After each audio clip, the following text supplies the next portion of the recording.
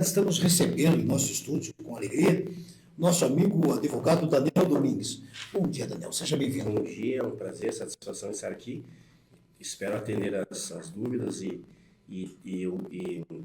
distribuir algumas informações sobre a prática do direito de trânsito. Perfeitamente. Daniel, vamos começar com essa nova modalidade. A questão de toxicologia. Hoje tem que fazer exames toxicológicos, principalmente acho que os motoristas de caminhões, né? Ou é geral? Não, a categoria C em diante, né? C, D e E, certo? Especificamente. A categoria B não exige o exame toxicológico, tá? Teve a mudança, né, chamada Lei Bolsonaro, que ela teve a suspensão do toxicológico até 2025, a aplicação dessa, perfeito? E recentemente teve a alteração dessa mudança, isso que é bem importante, tá? Essa alteração, tá, trouxe a nova validade da aplicação do toxicológico, tá? Que ela entra em vigor em aplicação geral a partir de 28 de dezembro desse ano. Então, o que se tem a dizer? Todo o pessoal, todos os motoristas, tá? Desculpa usar a palavra pessoal, mas todos os motoristas e afins que tem categoria C, D e E, tá? Tem que regularizar o seu toxicológico se tem esse vencido até 28 de dezembro de 2023. A partir de 1º de julho desse ano até 28 de dezembro de 2023, desse corrente ano, todos têm que regularizar. A partir de 28 de dezembro vai ser aplicada as infrações do artigo 165B, que significa infração gravíssima, tá? R$ 1.467,30 o valor da infração, 3 meses de suspensão da CNH, mais reciclagem, tá? Então, quem não estiver com o toxicológico regularizado até 28 de dezembro desse corrente ano, a partir dessa data vai ser aplicada essa infração, perfeito?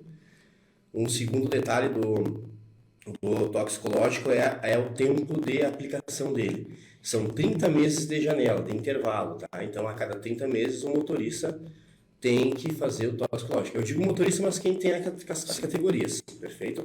Então, são 2 anos e 6 meses, 2 anos e meio. Cada 2 anos e 6 meses tem que fazer. Tem que fazer o toxicológico especificamente, tá? Obrigatoriamente, não especificamente. Não fazendo, pode perder a carteira? Exatamente isso.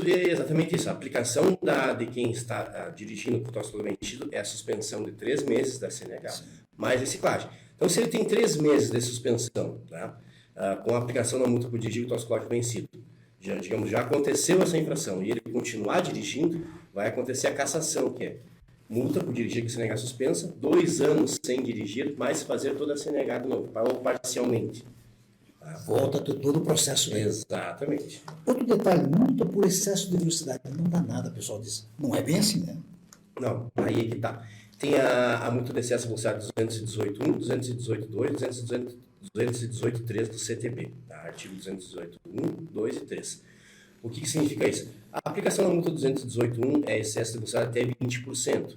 A multa de excesso 218.2 é de 20% a 50% do limite da velocidade para o local. E 218.3 é acima de 50% do limite da velocidade para o local.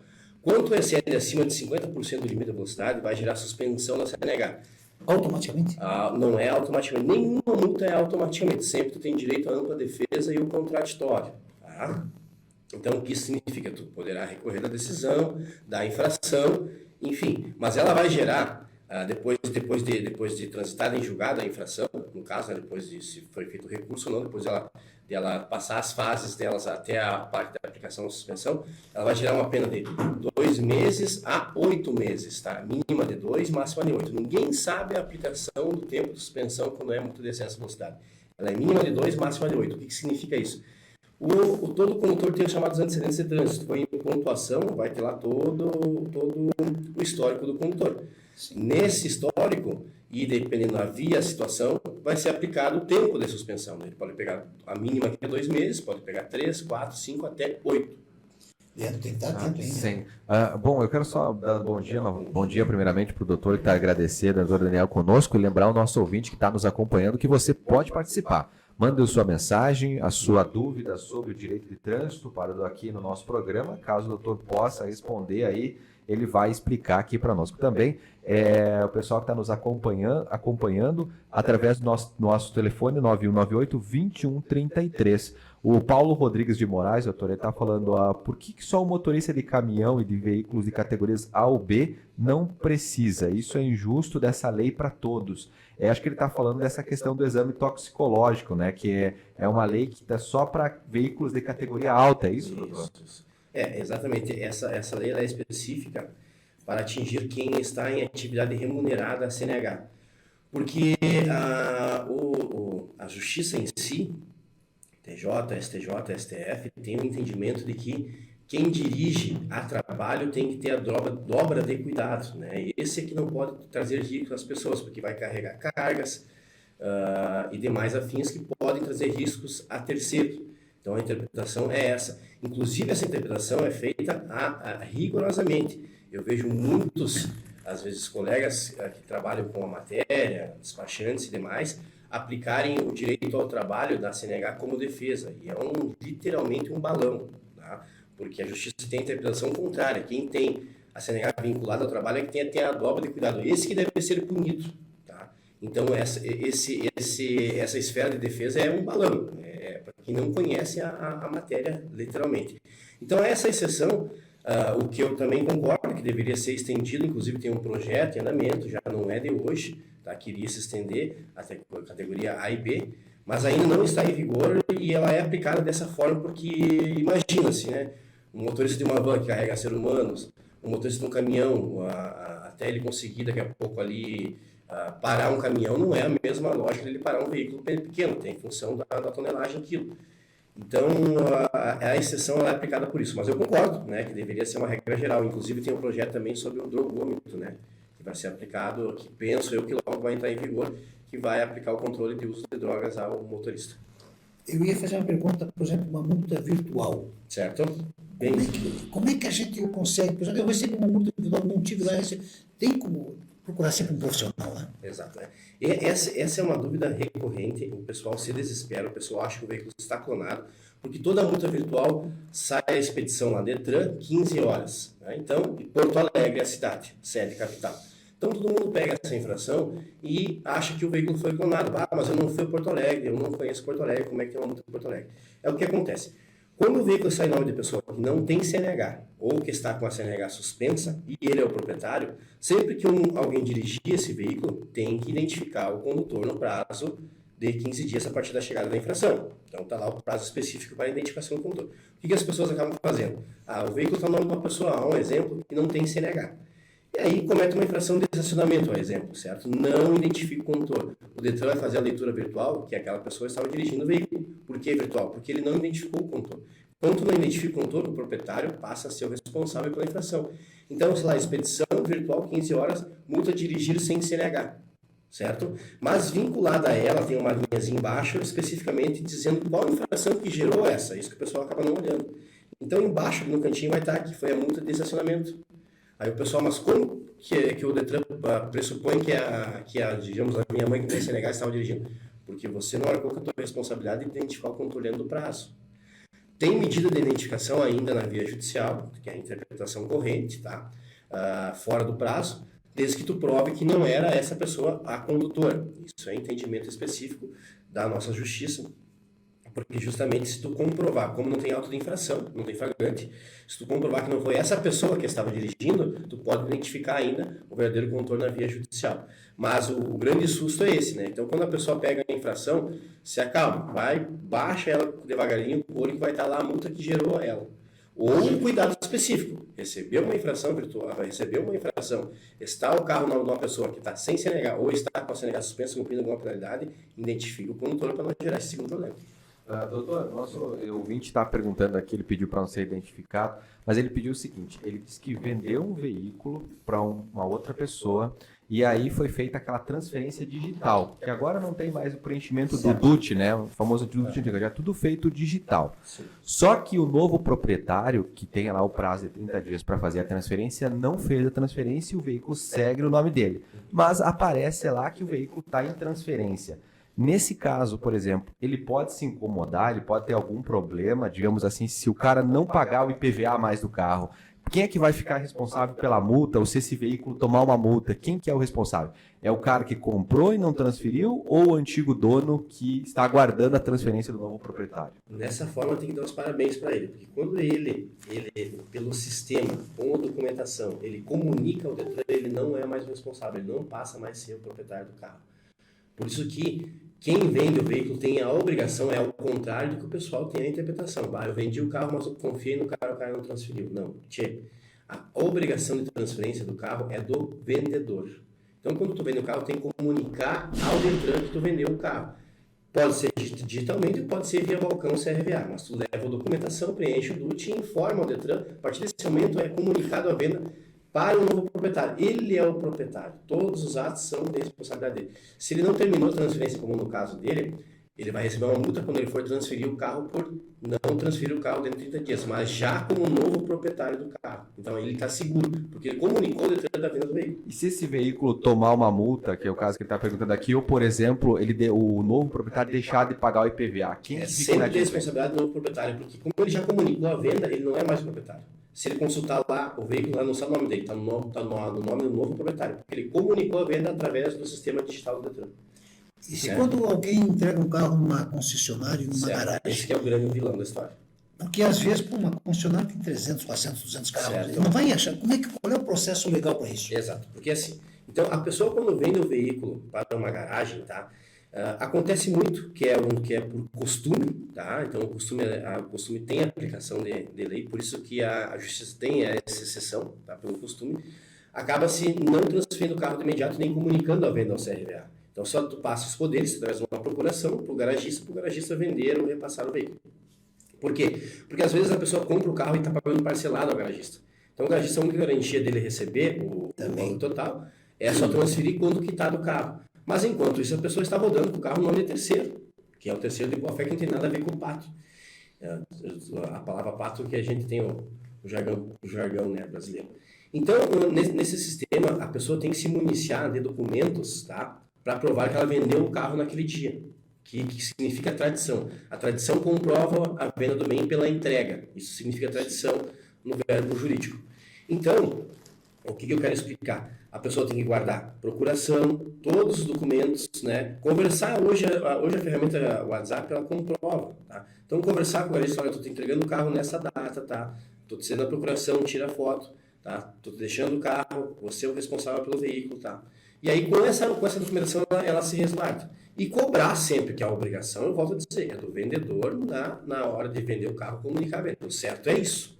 Mas se tu está obrigado a uma situação de passar o veículo a uma garagem, né, onde o garagista exige que não seja transferido de momento, se municia de documentação a provar que tu vendeu o carro nesse dia. Porque aí, se futuramente se acontecer algum dano com esse carro, essa pessoa bater em alguém, receber uma ação de danos ou infrações posteriores que não é dele, ele consegue se resguardar na via judicial com os documentos provando que ele não era mais o proprietário a partir daquele dia.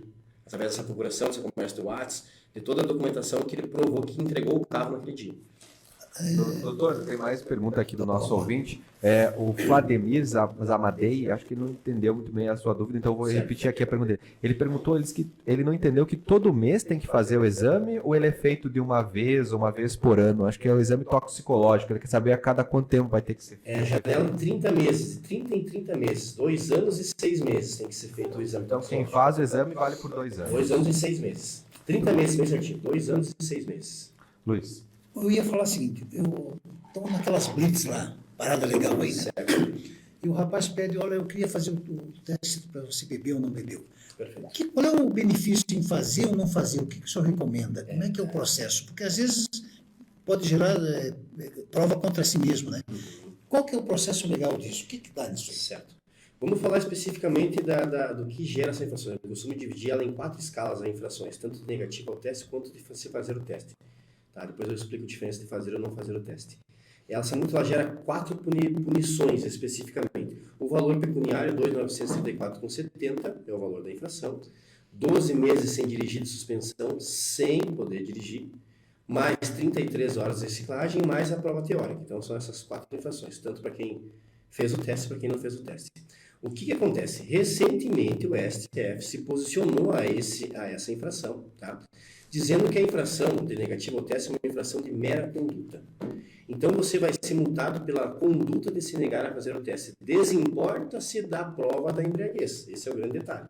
Então se tu chegar numa blitz hoje, né, e o policial te convidar a fazer o teste, ou se tu concorrer em um acidente de trânsito que se torna obrigatório fazer o teste ou não, tá, pelo artigo 277, obrigatório porque quem está envolvido em um acidente tem por si comprovar que não estava embriagado, até por questão de lesões e demais. Então, se o policial te convida a fazer o teste do bafômetro, tá? O STF entende que se você não está embriagado, você tem a obrigação de fazer o teste e provar que não estava embriagado. O STF mudou literalmente a interpretação da Constituição. Então, hoje, o que eu quero dizer, se você se resguardar o direito de não fazer o teste, correto, tu tem esse direito, mas tu vai estar sendo punido por essa conduta, pela infração de negativo ao teste bafômetro que condiz essas 4 multas. Valor pecuniário, 2.934, suspensão da CNH, 12 meses, reciclagem e prova teórica. Resumindo, então, se você não está embriagado, você tem que fazer o teste para provar que não estava embriagado. Essa que é a diferença. Você não fazendo vai receber infrações. E não se diga mais que necessita-se de prova da embriaguez, porque isso é julgamento do STF. Ou seja, quando você se recusa, você está dizendo que você bebeu. Exatamente. Essa é a conduta, tá? E quem faz o teste a provar que não estava embriagado tem que ter um certo cuidado. Por exemplo, ele fez o teste, tá? A máquina tem 0,04 de margem de erro, então ela conta a partir do 0,5 especificamente, tá? Quando ele faz o teste, tá? E passar de 0,5, que condiz a 0,1, né? Tirando a margem de erro, e ele chegar a 0,33, passar de 0,33, que é a medida que altera psicomotoramente a pessoa. Então, se ele fizer o teste, passar de 0,33, ele vai ser conduzido à delegacia com a liberação mediante fiança. E aí ele vai responder criminalmente por dirigir embriagado, porque aí tem a prova de que ele estava alterado psicomotoramente. Por que eu digo isso? Porque a medida de 0,33 é a medida que condiz com a alteração da capacidade automotora ou não. Então, se tu chegar, fizer o teste, passar de 0,33, aí sim, vamos usar o jargão português, tu vai ser preso porque tu está com uma alteração muito alta. Então, ainda, eu vejo na opção, as pessoas quando beberam, daqui a pouco não sabem a quantidade, enfim, acabam se negando a fazer o teste porque tu não vai concorrer com a prisão. Mas, espera lá, se tu descer trombalhando do carro, se tu tem alteração, o policial vai lavar o termo de constatação dos sintomas de embriaguez e vai te conduzir à delegacia igual. Então, a gente sempre diz, se bebeu, não dirige, logicamente, né? Correto. Leandro? Bom, doutor, outra dúvida é a questão aqui na cidade. Muitas pessoas têm dúvida sobre o trânsito na cidade e também algumas questões da dúvida naquela questão do estacionamento rotativo, né? Certo. Muita gente se sente prejudicado pela legislação ali da questão do estacionamento rotativo. A pessoa estacionou, ela foi lá notificada pela empresa que faz o estacionamento de trânsito. Aquela notificação pode virar uma multa daqui a quanto tempo e o que ela pode fazer para tentar se defender dessa multa se ela quiser não pagar a notificação e entende que aquilo está errado, doutor? Certo. Claro, a notificação dessa empresa terceirizada que vai controlar o estacionamento dos veículos, tá? Ela não teria validade porque justamente ela pressupõe de um órgão autuador, perfeito? Mas o que vem a ocorrer? Essas empresas, elas sofrem uma licitação, então a critério de lei, elas seguem uma legislação que é ditada pelo município. Então, se ela preencher os requisitos, ela está apta a fazer a regularização do trânsito. A partir do momento que acontece a notificação, a Secretaria de Trânsito vai acabar aferindo, né, dando a validade ao ato legal dessa infração, carimbando e assinando. Então, o que tem acontecido? O pessoal acaba recebendo essas infrações e, não vou pagar e pronto, né? Já recebi 5 dessas. O que vai acontecer é que a Secretaria de Trânsito vai conferir essa notificaçãozinha, vai verificar se houve realmente o descumprimento do estacionamento, não ficou as 2 horas, ou não tinha pago o valor para estar ali o carro, e vai certificar que a multa é válida. Vai ir para o Detran e vai virar a multa, sim, por estacionamento irregular, né? Que vai condizer com o devido pagamento. E aí quem vai notificar vai ser o Detran com a validade da infração, e é o Detran que vai acabar recorrendo. recorrendo dessa infração se tu tinha ali elementos para provar que tu tinha horário, que tu tinha pago, né, ou que houve algum erro no preenchimento dela. Mas tem que ter esse cuidado. Se tu recebeu a notificação, regulariza ela antes de virar a infração, né? Ou vem até a sede, que é um conselho que eu dou, vem até a sede e verifica, olha, dá uma olhada aqui, eu tinha horário, ou assim ou assado, para não virar uma infração, porque vai virar uma infração. Né? Tá acontecendo muito isso do pessoal amassar e jogar fora, achando que porque não é Secretaria de Trânsito, não é Brigada Militar, não é órgão autuador para ter infração, e acaba jogando no lixinho. Não, a Secretaria de Trânsito vai acabar carimbando, ou algum órgão autuador vai acabar carimbando como válida, e o Detran vai receber essa notificação como infração válida. E uma vez se sentindo prejudicado, Certo? podemos recorrer, podemos pedir uma indenização, porque às vezes é um abuso isso mesmo.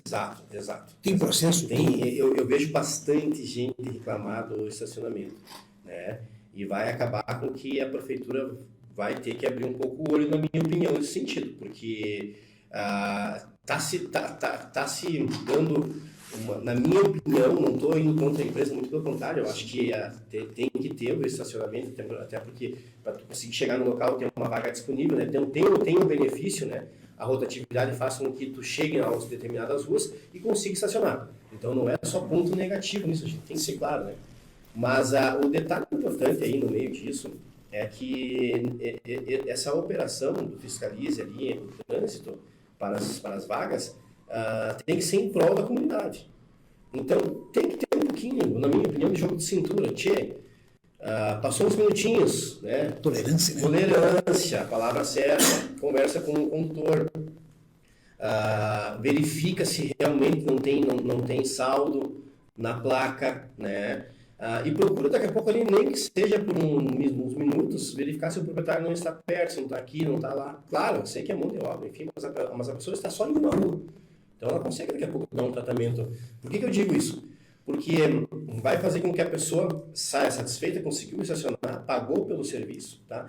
E não o que tem acontecido muito, porque pelo menos é a experiência que eu estou tendo, que as pessoas estão se sentindo, né, injustiçadas. Porque elas mal chegam na rua, daqui a pouco não encontram a quem pagar, não tem, às vezes as pessoas não têm a facilidade de lidar com o aplicativo, né? Muitas pessoas não têm a facilidade de lidar com o aplicativo, embora seja uma era tecnologia, de mexer em celular, aplicativo, muitas pessoas ainda não têm essa comunicação fácil. E aí acabam precisando da pessoa, a pessoa não está aqui, não está lá, enfim, e quando percebe, sai ali um minutinho e já tem infração. Então, um pouquinho de jogo de cintura, realmente. Sensibilidade. Sensibilidade. Vamos conversar com o cliente, vamos aqui, eu esperei uns minutinhos aqui, então pago o saldo a mais, enfim. Vai deixar todo mundo satisfeito. Porque só impor a infração, sem ouvir o condutor, vai acabar trazendo um prejuízo e vai acabar tendo uma reclamação que vai se aumentando até que se torne conflitos aí. Outra dúvida que o pessoal sempre tem bastante aqui na cidade é a questão do estacionamento recuado, né? Em que muitas empresas constroem um pouco para trás e deixam a parte da frente do estacionamento, né? Ali eles botam uma placa que é permitido apenas o estacionamento para quem é cliente, em uso da loja ou tudo mais, né? E até alguns locais ameaçam o cara, se deixar o carro ali, não for cliente, de guinchar. Eles podem guinchar isso? Aquilo ali é uma área particular ou faz parte do passeio público? O que é que vale nessa situação aí? Aí especificamente tem que ter a regularização dessa área. Porque tem muita gente pintando, a gente sabe, pintando áreas ali por conta e transformando em área proibida de estacionamento. Vai acontecer que daqui a pouco até leva a salvo engano do próprio órgão autuador, que vai verificar aquela faixa e vai acabar enchendo o carro. Mas se a pessoa provar que aquele local não estava regularizado, tá? Ela vai responder, inclusive, moralmente por essa colocação. E criminalmente também, porque ela alterou a via pública. Então tem que ter cuidado quem faz isso sem regularizar. Mas e quem faz o recuo assim para cima da calçada? Constrói mais para trás e exatamente. Esse recuo ele poderá até ser permitido como estacionamento desde que seja regularizado. Então tu tem que ter um campo de acesso, tu tem que ter certa metragem. Então é bem difícil tu conseguir essa regulamentação. Aí que se aplica daqui a pouco esse estacionamento falso, né? Então a gente tem que cuidar se tem a regulamentação. Então, o que eu digo? Se tu tá regularizado e aplica, perfeito. Agora, se tu não está regularizado e está aplicando, cuidado, porque daqui a pouco vai cair na mão de quem vai descobrir essa falta de regulamentação e tu vai sofrer a parte criminal e a parte judicial reparatória, porque aí tu tá impondo ali a uma pessoa uma infração, tu tá usando o órgão público sem a devida o amparo legal. Né? Cuidados. Hoje o pessoal anda muito nervoso. Certo. Aí, de repente, acontece um sinistro, um acidente. Antigamente, dizia assim, olha, se você bater, não tira o carro. Que recomendação o senhor, como conhecedor do trânsito, dá? Sim. Porque hoje, depende de uma pessoa estar armada, você bater um carro, por causa do risco, é capaz de levar um tiro ou dar um tiro. Sim. Qual é os recomendo que o senhor faz Eu essas vejo bastante recomendações? gente sair do local, às vezes por medo, realmente. Né? Em outros casos, daqui a pouco ali bebeu, né? A gente tem que ser bem claro. Enfim, o correto é nunca mexer com o carro, que diz a legislação. Por quê? Porque tu vai conseguir provar como ocorreu de fato o acidente, né? Então, é chamar o órgão autuador, lavrar a ocorrência de momento, porque aí vai ser feito a ata, né, do corpo de como foi o acidente, né? Vai ser desenhado esse acidente em si, e ali vai prevalecer essa ocorrência como prova. Mas, já aconteceu casos de pessoas que realmente saíram do local por medo da outra pessoa, porque vem familiares, começam a colocar pressão e ela acaba saindo do local. Então, se resguardar, se isso vier a acontecer por exceção, né, que a gente não tem como prever o que acontece no trânsito, tem que se resguardar fazendo a ocorrência, onde a ocorrência pode ser feita de forma virtual, de forma online, né, pela delegacia de trânsito, mas ela é uma ocorrência unilateral, ela não tem a fé pública do policial, da Secretaria de Trânsito, de quem Então, vai sempre deixar o carro parado. Exatamente. Aciona. Nesse caso, chama a polícia ou os azulzinhos? Como é que funciona isso aí? Na municipal, o conselho é chamar a Secretaria de Trânsito, né, porque é acidente municipal. Tá? Mas à noite, em determinadas ocorrências, a brigada acaba atendendo, que tem competência também, junto ao município, em função de horários, de locais, enfim, acaba-se que a brigada também acaba ocorrendo acidentes. Mas quando tu ligar tanto para a brigada vai repassar a Secretaria de Trânsito, dependendo dos horários, e se elas forem ela vai, mas tanto ligar tanto para a brigada quanto a Secretaria de Trânsito, eles vão atender o acidente de trânsito de pronto, né?